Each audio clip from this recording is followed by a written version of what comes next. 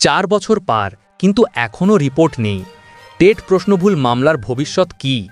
অবশেষে নতুন বেঞ্চে মেনশন হয়েছে, আর তাতে দেখা দিল নতুন আশার আলো।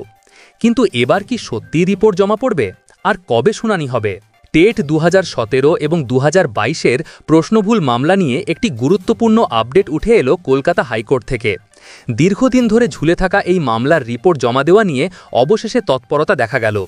মামলাটি বিচারপতি বিভাস পট্টনায়কের নতুন একক বেঞ্চে কোর্ট নম্বর 7 মেনশন করা হয়েছে, যা মামলাকারীদের জন্য একটি নতুন আশার আলো সঞ্চার করেছে।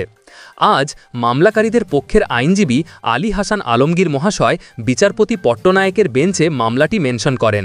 তিনি আদালতের দৃষ্টি আকর্ষণ করে জানান যে রিপোর্টটি 3 সপ্তাহের মধ্যে জমা দেওয়ার কথা ছিল, তা 4 মাস অতিক্রান্ত হয়ে গেলেও এখনও জমা পড়েনি। এই বিলম্বের কারণে মামলার ভবিষ্যৎ নিয়ে অনিশ্চয়তা তৈরি হয়েছে। কেন নতুন বেঞ্চে মেনশন করা হলো?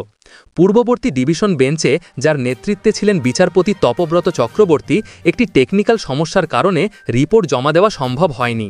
সেই সময় আদালত রিপোর্টটি একক বেঞ্চে জমা দেওয়ার অনুমতি দিয়েছিল, কিন্তু বিচারপতি রাজশ্রী ভরদ্বাজের বেঞ্চে মামলাটি সঠিকভাবে না এগোনোয় মামলাকারীরা একক বেঞ্চে মামলাটি মুভ করতে চাইছিলেন না।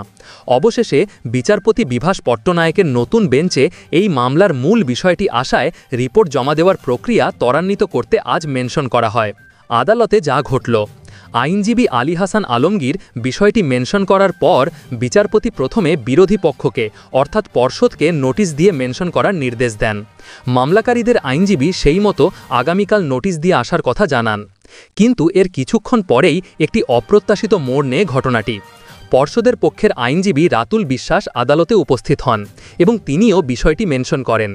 যেহেতু বিরোধী পক্ষের আইনজীবী অর্থাৎ রেসপন্ডেন্ট নিজেই উপস্থিত ছিলেন, তাই আলাদা করে নোটিশ সার্ভ করার প্রয়োজন পড়েনি।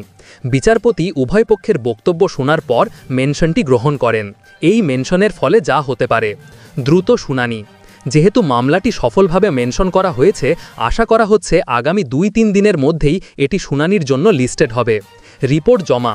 শুনানিতে রিপোর্ট জমা দেওয়ার বিষয়টি চূড়ান্ত হতে পারে, যা এই মামলার অগ্রগতির জন্য অত্যন্ত গুরুত্বপূর্ণ। এই আপডেটটি সেই সমস্ত মামলাকারীদের জন্য অত্যন্ত তাৎপর্যপূর্ণ যারা দীর্ঘদিন ধরে চাকরির সুযোগের অপেক্ষায় রয়েছেন। রিপোর্ট জমা পড়লে এবং তার ভিত্তিতে আদালত রায় দিলে অনেক চাকরি প্রার্থীর ভবিষ্যৎ নির্ধারিত হতে পারে। আগামী দিনে এই মামলার দিকেই তাকিয়ে থাকবেন হাজার হাজার টেট পরীক্ষার্থী।